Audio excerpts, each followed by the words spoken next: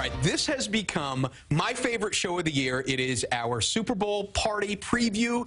If you're still looking for a way to make your event even better, this guy always has great suggestions, so let's bring in our resident food critic, NYC food guy, Lawrence Weidman, joining us once again. If we had a round of applause, you know what, we'll put that in afterwards. You definitely deserve a round of applause, especially with the concoctions that you've given us this time around. And what I like you told me is that these can be done in like 30 minutes, right? You don't need like a week's worth of prep to do this. No, the idea is, anyone watching this right now is probably going to have a party tomorrow and hopefully thinking, what am I going to do to impress my guests? And that is where we come in today, because we have 4 incredible recipes that are going to be easy to make and affordable to make and are going to blow the minds of your guests tomorrow. Just because they're so unique. I think that's what's so great about it. But they're also not that hard to make, and they look really cool. They definitely do. That's the key. I'm kind of curious what these pretzel stick things here. Yeah, I'm thinking, so the key to this dish is it's your appetizer. It's the first thing that's going on the table. It is the cheesy bacon pretzel pop. And these are kind of like cake pops, except savory and delicious. So why don't you give it a try? Pop, okay. Yeah, you pull with the pretzel. You really want to you can one bite it. And you want to get some pretzel in there too. Yeah. And the genius of these is you make them in advance, super easy. Cream cheese, cheddar cheese, chives, roll them into a ball, dip them in bacon, extra bacon in the middle, just in case, because have you ever seen a party that is good that doesn't have bacon? You need extra bacon, I love the fact that these are finger foods. Oh, 100%. The fact that you don't need a plate to walk around with. Exactly. But, okay, so here's another rule that I want to ask you about. Do you want to get food that you can eat in one bite?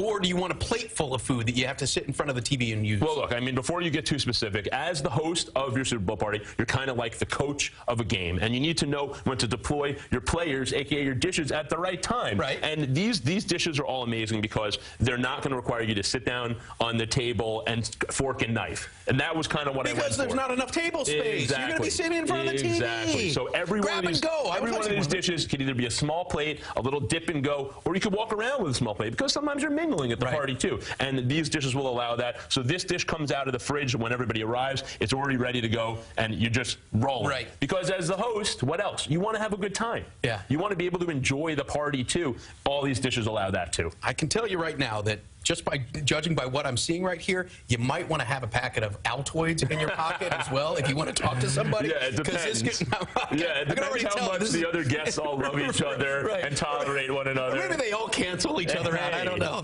That was really good, though. I'm really down with that.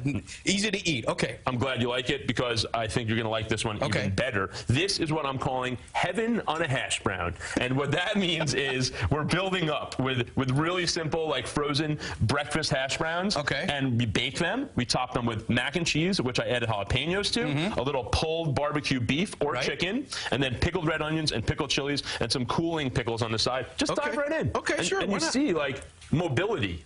Like, you could just walk with that thing. You have this sturdy base, and it looks like a really chefy kind of dish. Like, it's fancy, like there's something really going on. But that's a bit of a trick. I didn't expect this. I mean, when you have the meat and the mac and cheese and the hash browns, it's like an explosion of flavor. That's what I'm going for. And it's so simple, too, because you could buy the pickles. You can make the pickles. They're really easy to make. But it's nice because you have layers of flavor. You're starting off with fried. You're balancing it with cheesy. Then you have meat. But you're... Hey. That's why you need the plate. I keep telling you all the time, we always need a plate. You need some protection. It can't hurt to have a plate, but this is a Super Bowl party. If it gets messy, you got to be prepared for that, too. That's true. Don't get angry. Just roll with it. You know what? You'll clean it up later. It'll be fine. I agree with that. Okay. I'm definitely a fan. So I love these. I think these are awesome because you could just build it up. You have this wide base, and you kind of tower it up with different colors. And people are going to see this and be, oh, my God, I didn't know you were a gourmet chef. What's going on over here? But you just got all these things in the same aisle in the supermarket, and you made it 30 minutes before they showed up. So far, it is. It's about the display as well, isn't it? 100%. You're definitely bringing your A game so far today. Thank you. Thank you. I see something that looks very normal. It looks... Now, Lawrence, you're always bringing something special to the table, but I'm seeing as bland of a chicken finger as I think that I've seen.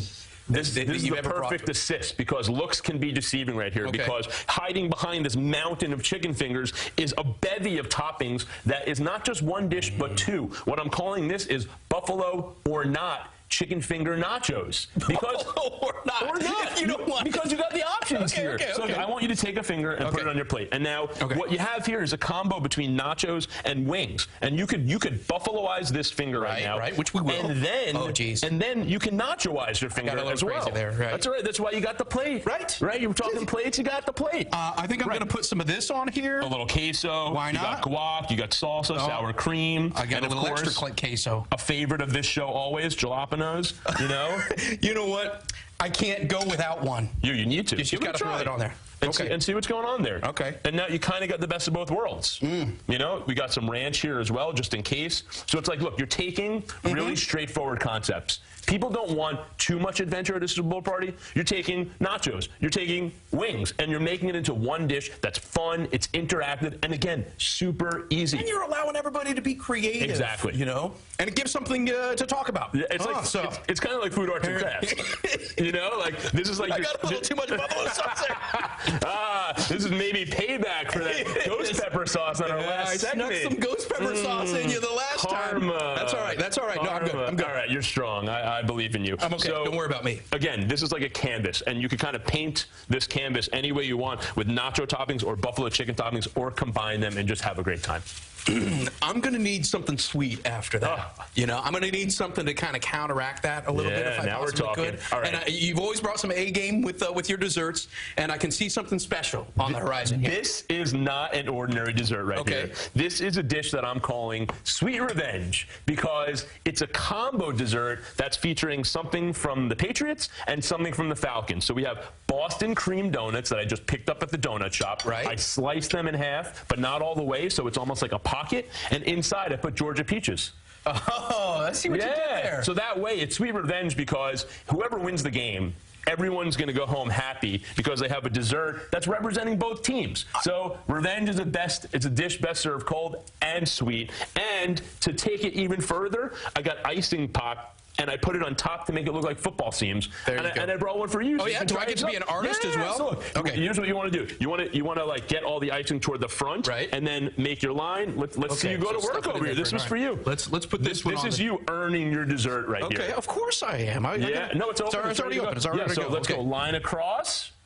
Super easy. Gotta get after it. Oh, he's going crazy. America. That was terrible. He's not going to be a round two. I need round two. No, just keep dumping it on there. Let's see the teams. Okay, just seams. Keep going. Don't give up. This is not working. All right, look. Lawrence, what have you done? What have you done? You're a sportscaster. Don't go to the kitchen. Okay, look at that. That's pure artistry right there. Artistry is a loosely defined term. That is a football seam if I've ever seen one. Yes, you know what? We're not here to judge. As we know, this is a judgment-free zone. I think it's time for a Boston cream peach donut cheers. Bring it in here. All right. Cheers, This is a plan for an incredible Super Bowl party. Man. And I hope everyone has a great game out there. Yeah, okay. Nicely done. What are you doing? What? Pretty damn good, huh? I'll tell you what. Might need another napkin for it, but I will say, I think it's the icing that makes it best. The icing? Well, when you put half the thing of icing on one donut, all you're tasting is the icing, so you don't know if it's best. Maybe I'll sprinkle some bacon on it, too. See, now I'm teaching you. Let's go. We got bacon now I'm teaching you. Oh, my God. That's how we do it. I love it. That's how we do it. Let's see it. Right? Oh, my God. Bacon, peach, Boston cream donut. Forget the NYC food guy. We got Steve Overmyer changing the game right here. Yeah, you don't know who you're messing with. He is NYC food guy. He's a sports and food critic. Lawrence Weidman, thank you so much, man. Happy to be here, as always. I'm going to have a great time enjoying this. Thank you, brother. Hopefully have a good game, too. All right. Stick around. We'll be right back.